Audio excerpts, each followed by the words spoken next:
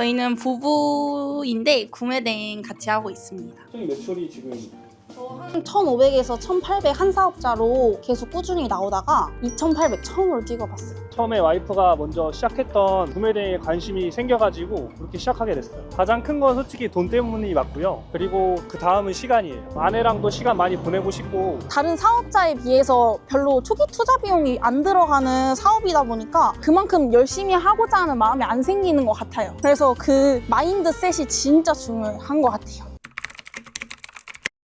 지금 이제 SRT 타고 대전으로 가고 있는데요. 이분들은 구매 대행을 부부끼리 하시는데 두 분 다 각자 사업자를 운영을 하고 계신데요. 제가 이런 케이스는 거의 처음 봐가지고 한번 찾아뵙고 지금까지 구매 대행을 어떻게 운영을 하시고 어떤 어려움과 이제 극복해내는 건 어떻게 하는지 그래서 한번 만나보러 가보겠습니다.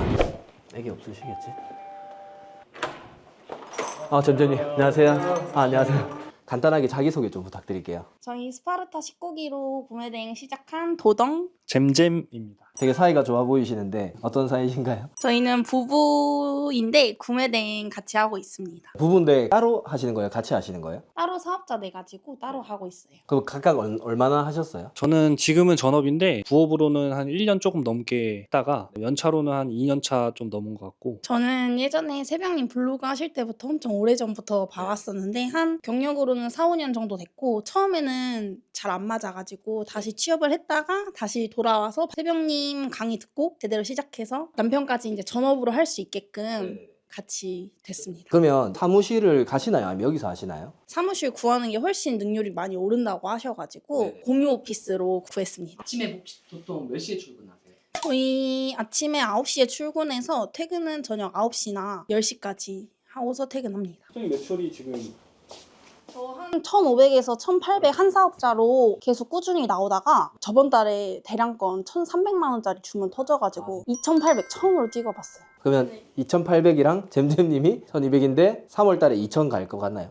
2천 가까이는 가지 않을까 싶어요 지금. 지금 일매출이 어느 정도? 매출은 한 7, 80만 원. 평소에 이렇게 두 분이 같이 출근하시는 거예요? 네, 왜냐면 따로 출근하면 서운해가지고 부부는 공동체니까 함께 한다는 의미로 같이 출근하고 있습니다. 그럼 원래 뭐 하셨어요? 직장 생활? 저는 거기에서 정직원 하고 있었는데 급여가 너무 별로여서 고민을 하다가 이제 남편도 있으니까 혹시 나 이 정도 3개월에서 6개월 정도 급여가 없어도 오빠가 가장 역할을 해줄 수 있냐 이렇게 물어봤는데 오빠가 흔쾌히 알겠다고 해가지고 그래서 그때 동안 해가지고 결국에는 지금까지 잘 되고 있으니까 다행인 것 같아요. 전업으로 이렇게 바뀌었잖아요. 직장 다닐 때 장점, 단점, 그리고 지금 생활 장단점 어떤 느낌이에요? 직장 다닐 때는 서로 직장을 다니다 보니까 보는 시간이 너무 적어서 신혼부부인데 우리 이래도 되나 싶을 만큼 좀 서운한 게 있었는데 지금은 너무 붙어 있어서 그 장점이자 단점이 참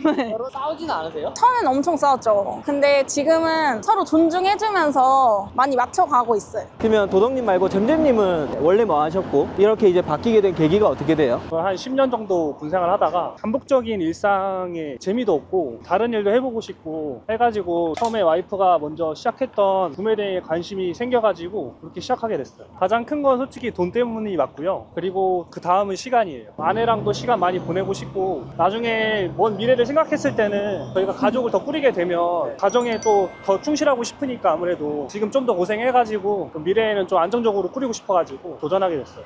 어쨌든 두 분 다 이제 부업이라는 시간이 있었잖아요. 그 두 개 같이 하는 순간에는 시간 관리를 어떻게 하셨어요? 출근 시간이 뭐 예를 들어 8시다 이러면 한 6시에서 7시 정도 일을 하고 출근을 했고 퇴근하면은 곧장 컴퓨터 앞에 앉아가지고 한 12시까지 자기 전까지는 그렇게 매일매일 일했어요. 부업으로 하시는 분들은 어떤 마음가짐으로 해야 될까요? 다른 사업자에 비해서 별로 초기 투자 비용이 안 들어가는 사업이다 보니까 그만큼 열심히 하고자 하는 마음이 안 생기는 것 같아요. 그래서 그 마인드셋이 진짜 중요한 것 같아요.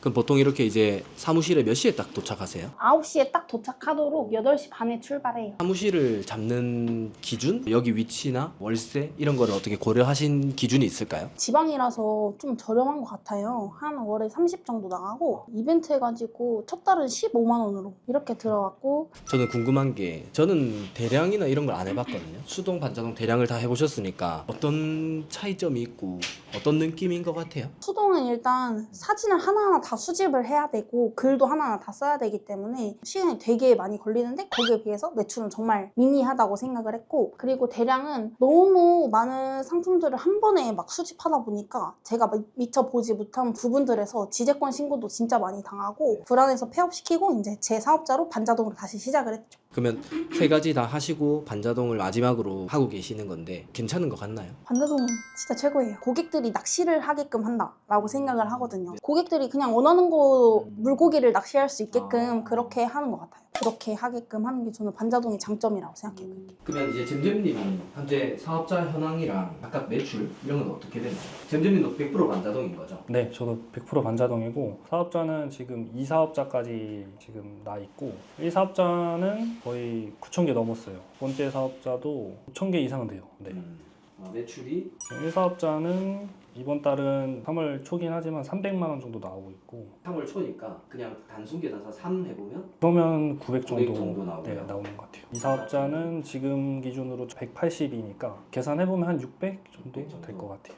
두 개 더 했을 때 한 1,500인가요? 아니, 그 정도 될 것 같아요. 네. 네. 1,500이면 마진율이 보통 얼마 나오세요? 마진은 그래도 20% 중반 정도? 그러면 이게 상품 소싱할 때 어떤 잘 팔리는 상품군을 보는 법, 기준 같은 거 있으세요? 잘 파는 스토어들에서 보면 국내에서 좀 찾기 어려운 것들, 부피가 크거나 중국에서 들여오면 훨씬 더 저렴한 것들, 그런 것들을 최대한 골라내고 있고, 예를 들면 이렇게 빵 트레이가 들어왔고 또 같이 들어온 게 미용실에서 이번에 주문을 해주셨는데 이제 헤어 스팅기, 헬스장에서 주문해주신 거치대라든지 이건 가정용이긴 한데 세발 자전거, 공업용 배터리 충전기, 드로잉 테이블, 초보대로 돌아갔을 때 이런 것들도 잘 파악을 하셨나요? 소싱에 대해서? 처음에 제가 1사업자 때 업로드를 했을 때는 이제 많이 경험도 없고 지식이 조금 부족하다 보니까 이거 한국에서 좀 팔린 게 아니지만 좋을 것 같은 물건들을 많이 소싱을 했고, 카테고리도 한 카테고리당 많게는 10개 뭐 그 이상도 했던 것 같고, 소싱이라는 것을 좀 빨리 끝내고 업로드를 해야겠다는 좀 강박이 있던 것 같아요. 근데 지금은 업로드보다 더 중요한 게 사실 저는 소싱이라고 생각을 하고 거의 대부분의 일과 시간을 소싱에 보내는 것 같아요.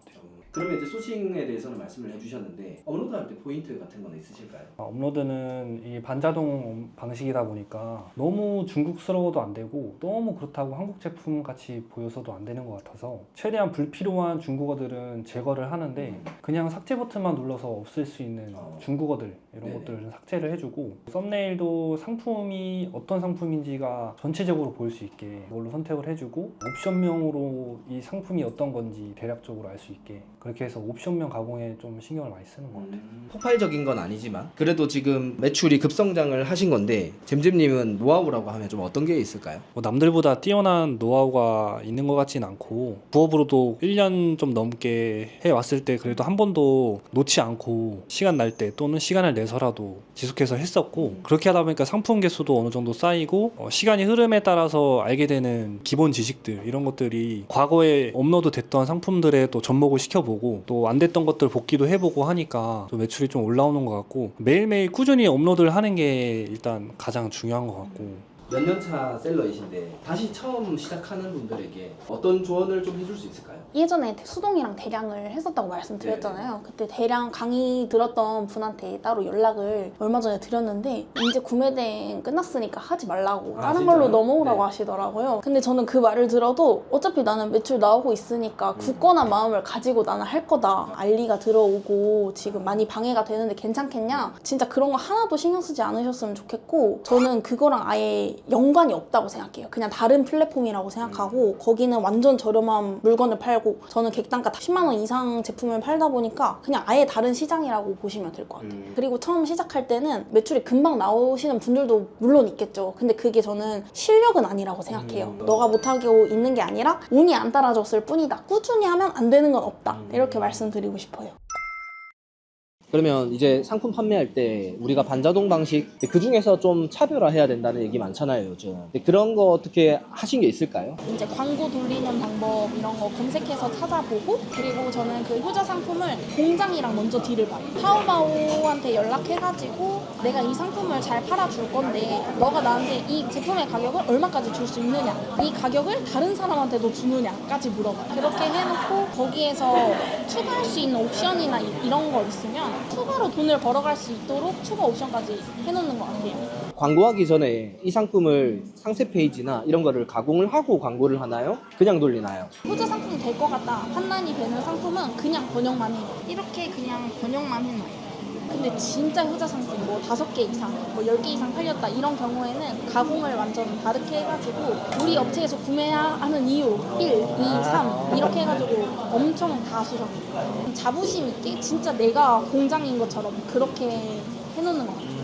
확실히 저랑 스타일이 좀 다른 것 같아요. 저는 마인드가 교과 시간에 업로드 하나 더 하자. 저는 약간 그런 성향인 것 같고 확실히 제 아내는 그 전에 하나씩 꼼꼼하게 다 챙겨가면서 분석하고 잘 따져가는 스타일이고 그러면 이제 부대하면서 기억 남는 썰. 포기할 뻔했다든지. 그때 아버지 사업자로 계속 하는데 계속 내용 증명이 날아오다 보니까 출석을 아버지가 해야 되나?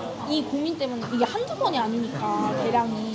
그래서 거기에서 아예 스트레스 너무 받아서 폐업처를 하고 다른 데 취직을 했다가 이제 다시 용기를 내서 반자동을 하게 된 거예요. 제가 그때 한번 부피가 큰 제품이 바로 옆 동네 지역으로 2개가 이제 용달로 배송이 가야 되는 상황이었어요. 2분의 고객에게 따로 가야 되는데 한 차에 실려서 가게 된 거죠. 근데 5배송이 된 거예요. A 지역에 내려줘야 될 물건을 B 지역에 내려주고 2개 다 박스 포장이 돼 있고 내용을 확인할 수가 없으니 기사님도 그냥 내려주신 거죠. 근데 고객이 박스를 다 해체해보니 자기 게 아니라고 연락이 온 거예요. 그때는 제가 또 부업이었고 직장에 출근을 하는 상태여서 제가 직접 가서 포장을 다시 해서 용달 기사님께 실어 보내줄 수도 없으니 마침 5배송이 된 지역이 제 본가 지역이어서 급하게 저희 아버지한테 연락을 드려가지고 저희 아버지가 또 화물차가 있으시거든요. 화물차로 이거 좀 해결해 주실 수 있냐 그래서 급하게 해결했던 적이 있어요.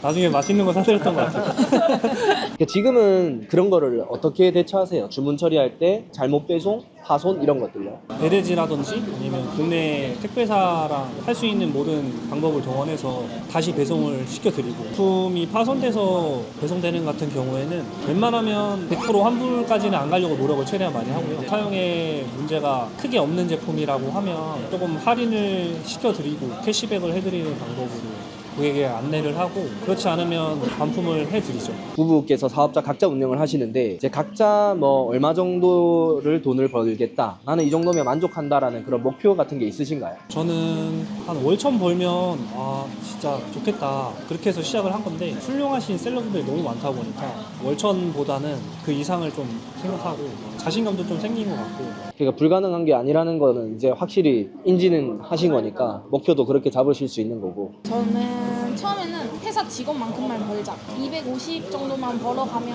몸은 자유로운 거니까 그렇게 만족하면서 살자 하고 퇴사를 했는데 250을 만져보니까 300이 만지고 싶고 300을 만져보니까 500이 만지고 싶고 500을 만지니까 1000이 만지고 싶은 거예요. 그래서 지금 목표는 1000 순수익을 목표로 하고 있는데 아마 1000만 원을 만지면 더 만지고 싶지 않을까 싶어요. 그렇죠. 그 과정 자체가 재미있는 거죠. 이렇게 뭔가 해나가는, 성장하는 그런 맛도 있고요. 그러면 어쨌든 경제적인 목표 1000, 2000 달성하시면 또 한번 출연해 주세요. 감사합니다. 감사합니다. 아, 여기가 성심당 맞나요? 네. 오, 제일 맛있는 게 뭐지? 이게 진짜 웃긴 게 대전에 KTX나 SRT 가잖아요. 다 성심당 봉지 하나씩 다 들고 있잖아요. 이렇게 하나씩 먹고 출발하는 걸로. 똑같은 빵인데 다르나? 아 다르다. 뭔가 이거 좀 이거. 진짜 맛있다.